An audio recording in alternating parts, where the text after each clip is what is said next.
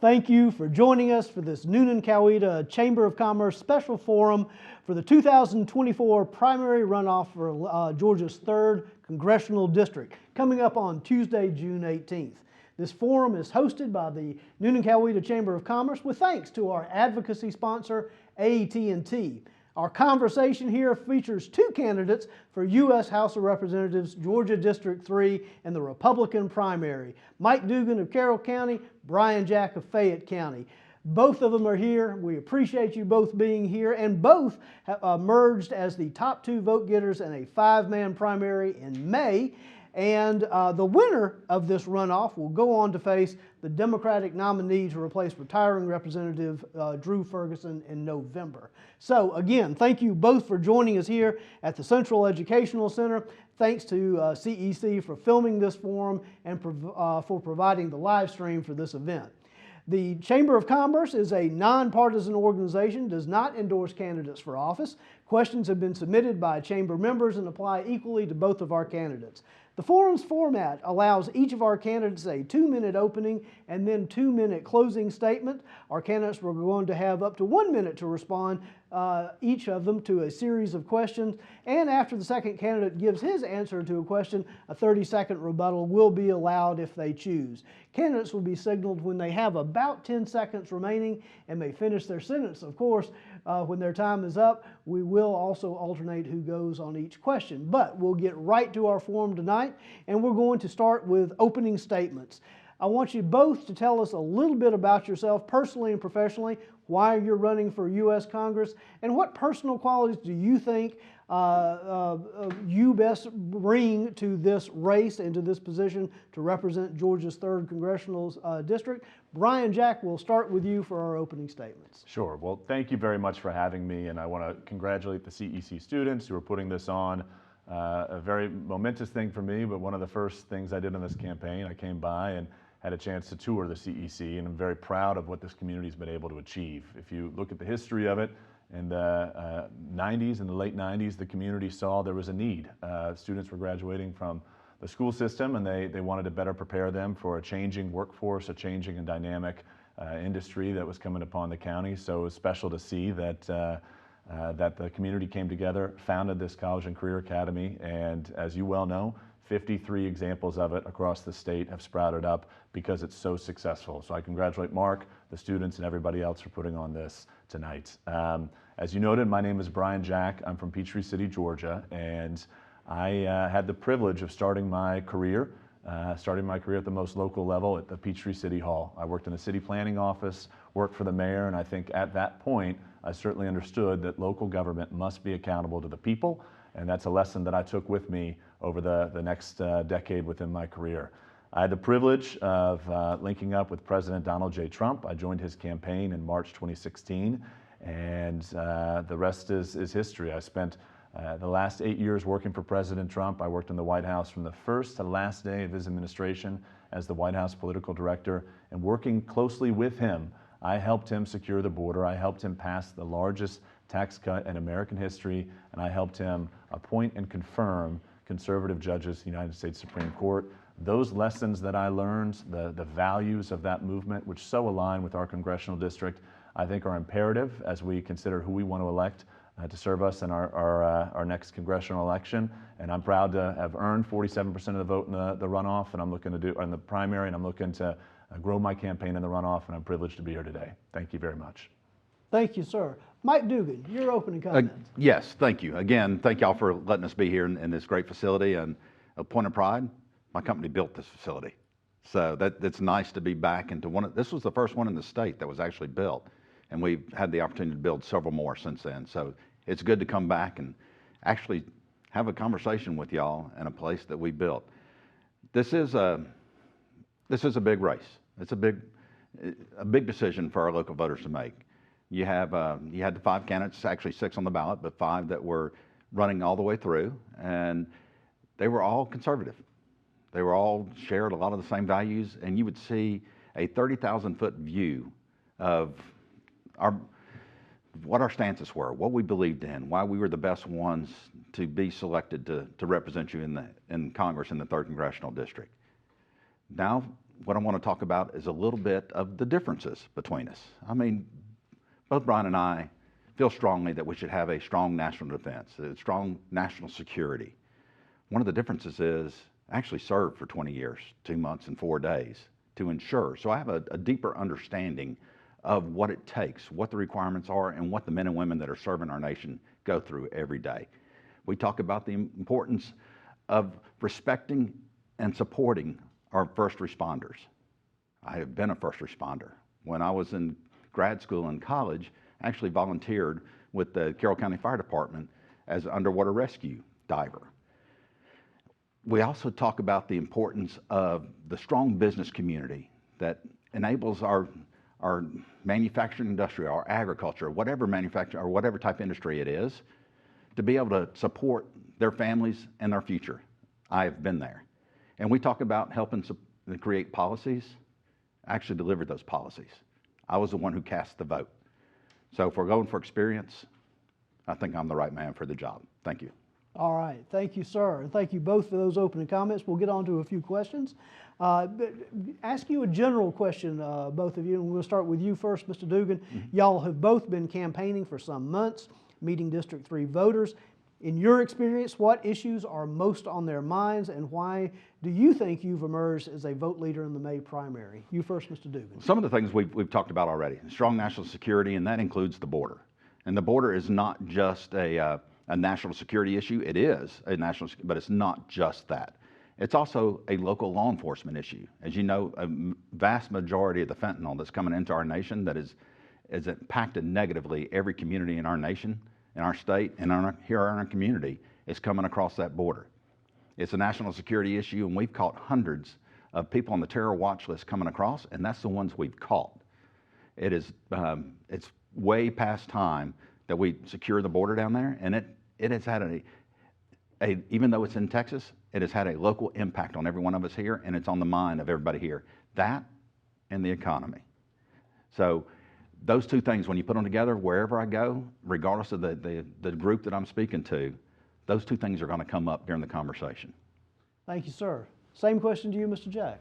Well, I likewise encounter the same issue set, but I think last Thursday turbocharged an issue that is near and dear to a lot of voters in our district, especially when we see what's happening up the road, and that is the weaponization of justice that has befallen our country. President Trump last Thursday was subjected to an unbelievable and unfathomable persecution and prosecution, and people can relate to that here because we see that happening in Fulton County too, to him each and every day. So one of the things that I find, and something that I can certainly relate to as somebody who's worked for him for 8 years, somebody that's had to endure the same attacks in many ways that he's had to endure from some of his opponents, I think we've got to do everything we can, and we should expect our next congressman to do everything they can to hold accountable those that have weaponize the justice system and pervade this two-tier system of justice upon our country. You can do that with the power of the purse. You can do that with the power of the subpoena. We should expect both from our Congress. And if elected to Congress, I would love nothing more than to hold those accountable who've done this to our country. Thank you, sir. Mr. Dugan, rebuttal? It is a weaponization. I mean, everybody sees that. But what I would caution against is the entire judicial system. Because if you talk about the Coweta Judicial Circuit, which makes up a significant portion of the 3rd Congressional District, those judges are not militarized. They're not weaponizing anything.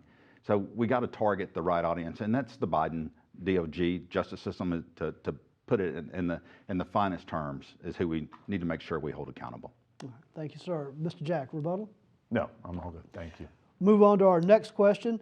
In a sense, it kind of builds a little bit on what y'all have been talking about with that. Talk a little bit about the institution you're running to serve in. It's a divided nation, as you both have mentioned a moment ago, and very closely divided House, not just in Congress, but also the parties themselves to a certain extent, it seems. Not bemoaning that, not asking you to bemoan that, that's simply the nature of the time we're in.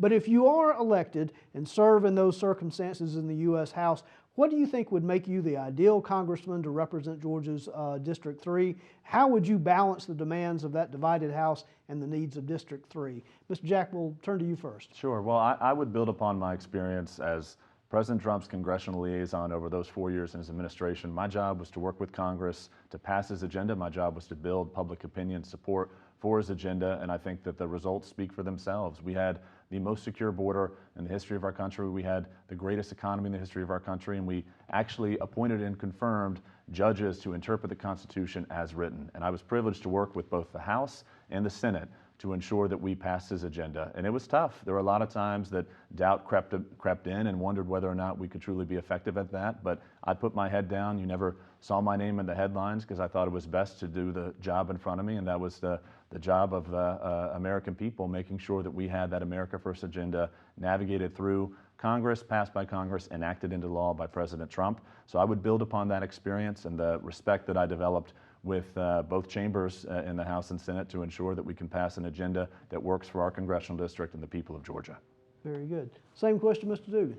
Yeah, fortunately, I've got 30 years of experience on my background here, you know, whether it was in the military and even in hostile fire areas, that you have to work with groups that might not always want to be going in the same directions to build a cohesive mission, cause, purpose that everybody can strive to and be successful in it. And that's applied in the business community as well. And it also applied in the legislative during my time in the Senate, the 11 years I was there, including the 4 years that I was the majority leader. You have to build consensus. And I've got the background to be able to do that. Now, what I want to remind everybody is our first priority is the 3rd Congressional District and the members of the 3rd Congressional District. We have to know our community inside and out and take care of them first, then the state, then the nation. In that order, in my mind. Thank you, sir. Very good. We'll move on. I tell you what we'll do. We sort of agreed to a set amount of time for our forum tonight. Want to respect that time, so what I'll do, there are a number of questions that we could move on to, including, of course, as y'all have mentioned, immigration and immigration enforcement, the budget, the economy, and so forth. I'm going to instead ask you to sort of take over for a few moments. Mr. Dugan, I think we're going to go first with you on this, but what we're going to do is there a topic or issue that we haven't hit yet, or that you would like to develop, that you would like to talk a little bit more about, something that is particularly important to you or your campaign? And what I'd like you to do is take a minute, tell us what that topic is, tell us a little bit about your views on that, and then we'll give your opponent a chance to discuss that for a full minute. Then we'll reverse that as well. So Mr. Dugan, if I were to ask you that, what topic is most on your mind that you would like to develop a bit, that you would also like to hear Mr. Jack talk about a bit as well? What would that be? So at the 30,000 foot level, I would talk about regulatory burden that comes from all levels of government, but especially the federal level of government that we have that impacts the everyday lives of the men and women that are working to build a better life here in the 3rd District. Mm-hmm. And that's not just in manufacturing industrial, it's not just construction, it's also in agriculture, which is a significant portion of the industry that we talk about within the 3rd District. So we've done well at the state level of reducing, but every time I turn around, I hear an additional burdensome piece of regulation that's coming across to us that is having a negative impact on the lives of everybody here, that's preventing them from able to achieve what they really want to achieve in their lives, and we got to scale that back. Very good. Mr. Jack, if you could respond to that regulatory environment. Sure. Well, I echo what Mike was sharing about the challenges that many voters in this district experience with an overburdensome regulatory agenda that in often part is enacted by unelected bureaucrats. And one of the things that I was proud to do working for President Trump and his administration is work with him to move departments and agencies outside of Washington, D.C. into communities where they matter, because you'll find that you'll get better policy if our federal government is in the communities that actually understand the issues of importance. When you're developing a workforce, and we're here in the CEC, we know about workforce development. When you're developing a workforce and recruiting from Washington, D.C., you're getting 95% Democrat representation in the federal government. That's one of the reasons why we see some of the policies coming out of that we do. But I was proud, during his administration, we tried to cut regulations, and for every regulation that was put on the books, we repealed 8 existing ones. We talk about some of the burdens that people face. You find that a lot of these regs haven't been updated since the 1960s. We need a Congress that can work for the American people, work for the people of Georgia, and ensure government is out of the way of business and business owners. Thank you. Thank you, sir. Mr. Dugan, any rebuttal to that? No, I think said basically the same thing I- right I- there. Well, Mr. Jack, we'll turn to you then to ask that same question. What issue would you like to discuss? Sure. One issue that very much animates me is both the opportunities and the threats that artificial intelligence presents to us as a society, as we move forward. AI is something we hear a lot about, and we're seeing it start to affect our daily lives. And I am concerned about the growth of it, in a sense that it's concerning to me when you look at an industry that in large part comes from San Francisco and coding in San Francisco. That's what you're getting from artificial intelligence. And students, I know none of the students here do it, but students today are using AI to write position papers, write term papers. When Mike was in school, when I was in school, we had to go to the library and learn about what topic we wanted to learn about. Today, you're in large part relying on AI to inform your position and your opinions on issues of importance. And it's the same thing we see with big tech and Google. When you want to learn about my campaign, you may type in Brian Jack for Congress. You're going to look at that first page of Google. That's going to inform your thinking. We've got to do a better job to make sure that artificial intelligence grows in a positive way, but isn't in a way that could be deleterious to our society. Thank you, sir. Mr. Dugan? Yeah, AI's got great potential. It's got great risk. And unfortunately, a state can't do anything about that, really, because it goes across, it doesn't recognize state lines. What I'm concerned about is a single federal government is very limited in what they can do about it, because there's so much that comes from international. What I would do is tag on a little bit, though. Another area that I see in technology that is causing us a threat is TikTok. And I know that seems funny, but TikTok is influencing people's decisions intentionally across the entire nation. Thank you, sir. I appreciate that. Mr. Jack, rebuttal?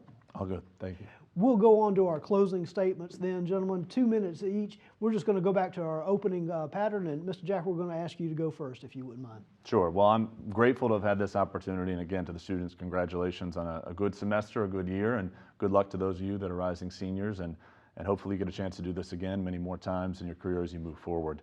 I'm privileged to be standing here. I know it's an untraditional route. I haven't served in elected office before, but I do think that my unique experience working with President Trump, working in his administration, working by his side for the last 8 years can uniquely prepare and qualify me to be an incredibly effective congressman for our congressional district. And at the same time, too, I think that we, in this next election, have so many things on the ballot, so many ideas. I mean, at the end of the day, you hear every politician come up and say, this is the most important election. It truly is. I mean, our country's future is at stake this November. The first thing we've got to do is elect President Trump. The second thing we've got to do is elect a Congress that will support that America First agenda that is widely supported across our congressional district. And to take it a step further, I know both Mike and I are doing our best to inform voters that there's a runoff in this election. We have a June 18th runoff. Early voting starts June 10th, concludes June 14th.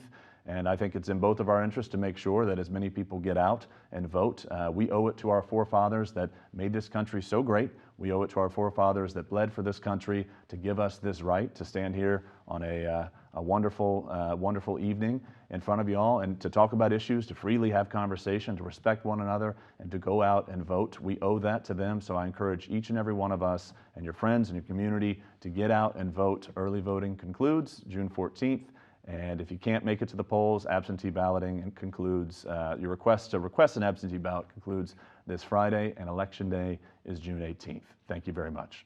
Thank you, sir. Mr. Dugan, your closing comments. It is great to be back here. You know, it's been a minute. And I'm hoping that I see the students here that are really making this all happen. And I'm hoping some of them are taking advantage of the dual enrollment program that we have in the state. I'm a little proud of that one. I wrote that bill. So I'm hoping that they're being able to take advantage of it now, 8 years later after it first came into existence. This, as I said before, this is not a race about personalities. This is not a race about significantly contrasting ideologies. This is a race about experience. This is a race about knowledge. This is a race about actually having been literally in the trenches and having an understanding of what makes everything go and what the hazards are with our actions. There's one of us that has had the distinct honor to be able to stand and be elected by their peers within a district and go and represent them and actually write policy, get the consensus amongst his peers to pass policy, have those bills signed into law, and have a positive impact on all Georgians. And then go back to your voters and say, this is what we did. I want to take that experience, whether it be the military, whether it be the business, whether it be the first responder or the legislative, and take our Georgia values to DC. We've done great work here in the state. We can emulate that as much as we possibly can in DC and bring it back to a fully functioning organization and not one that has a 7% approval rate across our nation. So thank you for letting me be here tonight. Gentlemen, thank you again, both of you. Want to thank a few folks. Thanks, of course, to the Newnan-Coweta Chamber of Commerce and to AT&T and the Central Educational Center and their student interns for this forum. To Mike Dugan and Brian Jack, best of luck to both of you on June 18th from the Chamber of Commerce. And most importantly, thank you both for stepping forward for this important office and putting yourself forward to serve your country. We appreciate it, and we hope to see you soon.